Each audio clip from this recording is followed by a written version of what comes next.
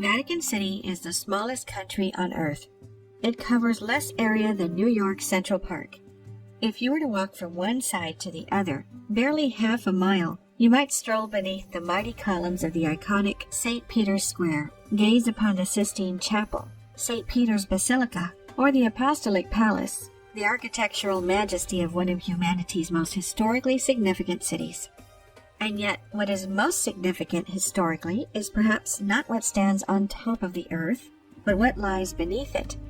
There, in a fortress-like bunker, closed to the public and protected by armed guards, lies an incredible 53 miles of shelving, more than 100 times the distance from one side of Vatican City to the other, dug deep into the earth. On these shelves sit 12 centuries worth of documents. An unmatched history, not just of the Catholic Church, but of the world as we know it. This is the Vatican Secret Archive, and hidden within it are the original recordings of some of history's most important and well-known events. There are some, however, who say that this is not all that is hidden there. Some believe that deep beneath the Vatican is a different kind of history, one of secret powers, apocalyptic prophecies, and perhaps even extraterrestrials. As early as the 1st century, the Catholic Church was already preserving records of its operations. These records were entrusted to the care and ownership of the earliest popes, traveling with them wherever they went, and being passed to their successors when they died. As the religion and its influence spread, the growing size of the records made this untenable, and the Church began to store them at the Pope's official residence. By the 11th century, archives were being kept in at least 3 different locations: St. Peter's Basilica in Vatican City, as well as the Lateran and the Palatine Palace nearby in Rome. Of course, the Middle Ages were a time of constant conflict across Europe, and on more than one occasion, the locations housing these Vatican records were sacked, resulting in the loss of large portions of the archives.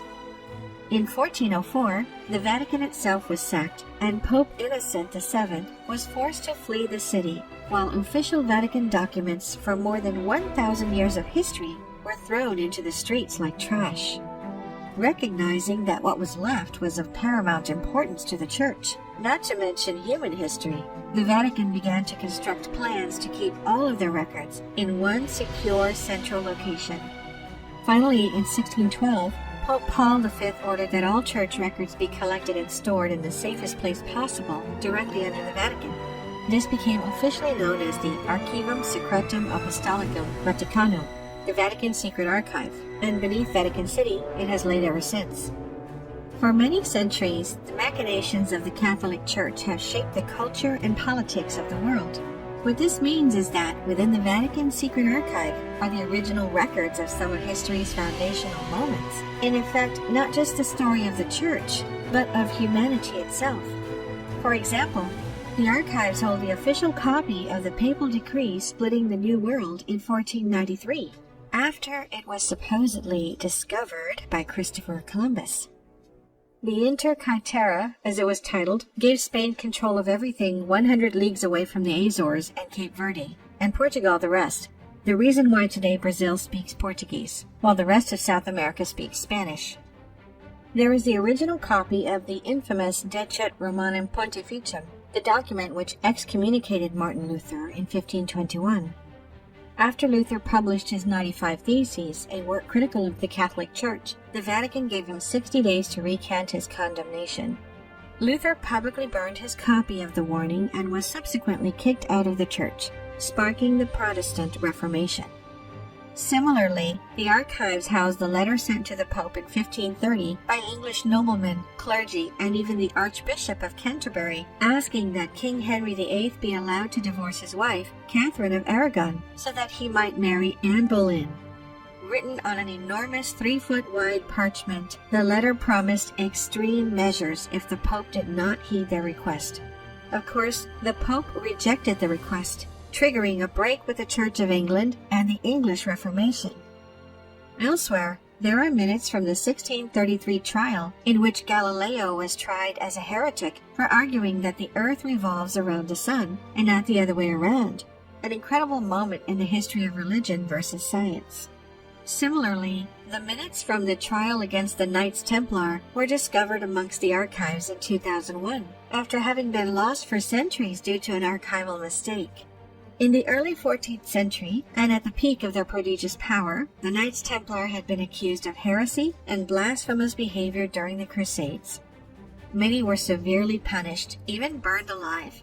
However, as the discovered documents showed, the Pope actually absolved the group of blasphemy in 1308, totally changing the historical memory of the group and their relationship with the brutality of the Catholic Church.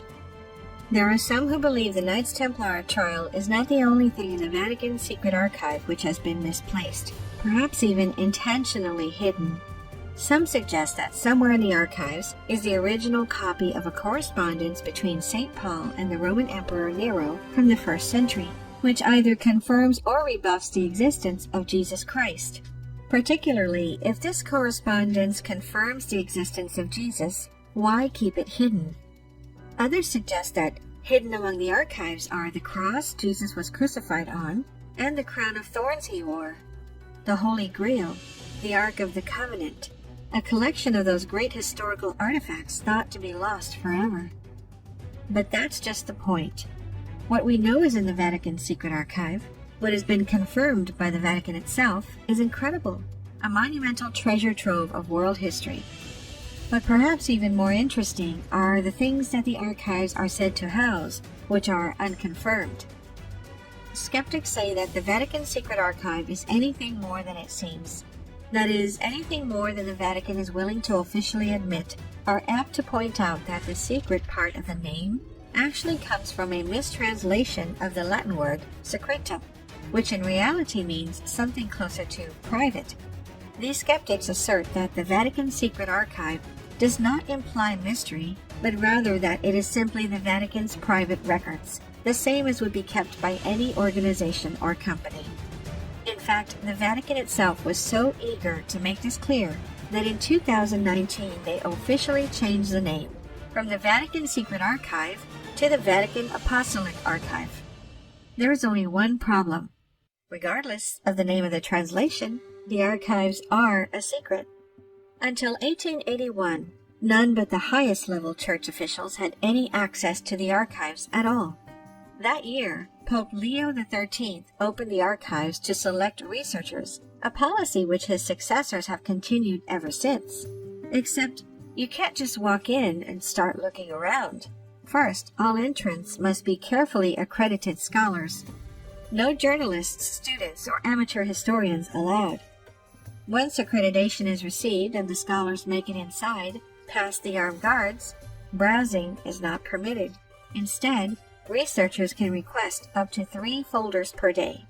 These folders are not cataloged or organized, so they could contain anything. This means it could be years before researchers stumble upon anything of note.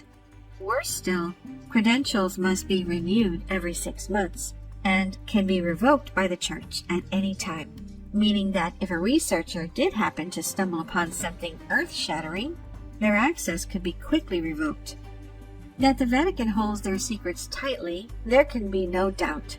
In fact, they showed this blatantly for the world to see in 2020, not 1 year after they took secret out of the name.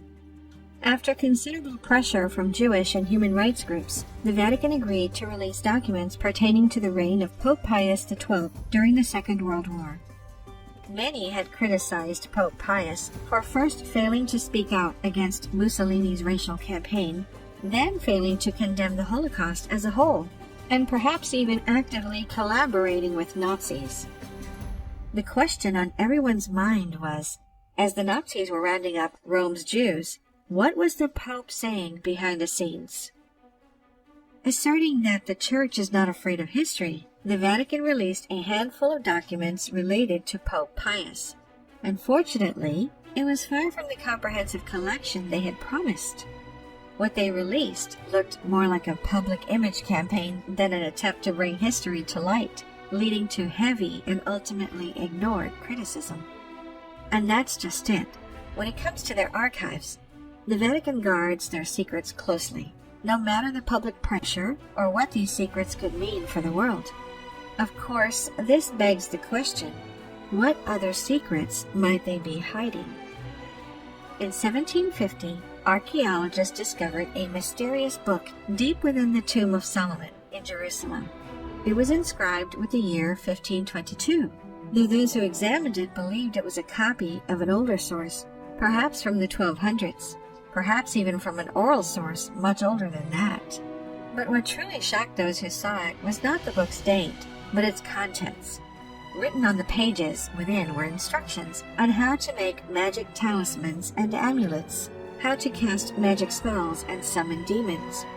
Most dramatically, the book described how to summon the devil by constructing a magic circle and performing a ritual involving the sacrifice of a baby lamb, at which point one could make a deal with the devil.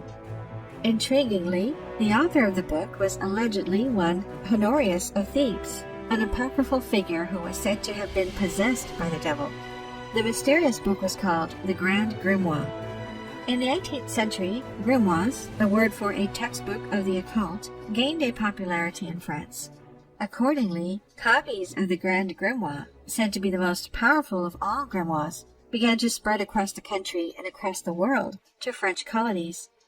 There the Grand Grimoire was called Le Dragon Rouge, the Red Dragon, calling to mind the biblical words of Revelation chapter 12. And behold, a great red dragon, having 7 heads and 10 horns, and 7 crowns upon his heads. And his tail drew the 3rd part of the stars of heaven, and did cast them to the earth.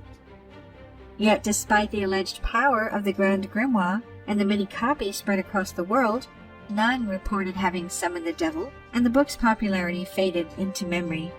Perhaps then the conclusion is that the Grand Grimoire was nothing but a hoax.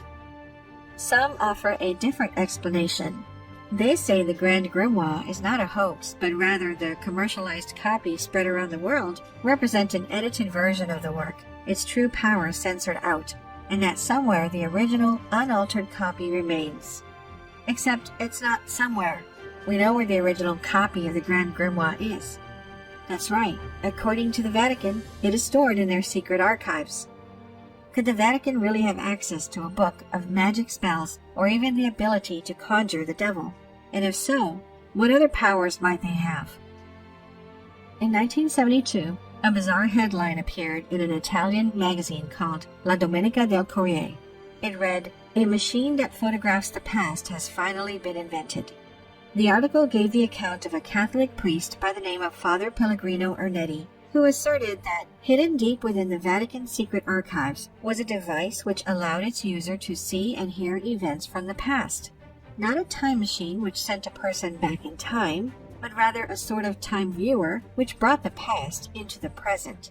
A device which could tune into specific events of the past and display them on a screen, like some sort of time-traveling television.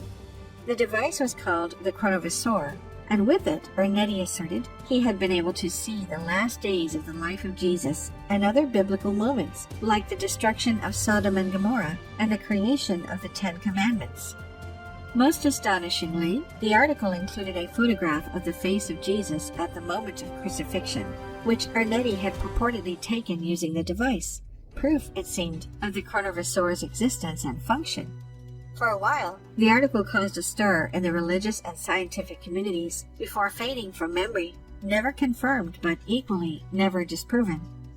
Then, curiously, in 1988, the Vatican itself issued an official decree on the chronovisor in which it warned that anyone using an instrument of such characteristics would be excommunicated.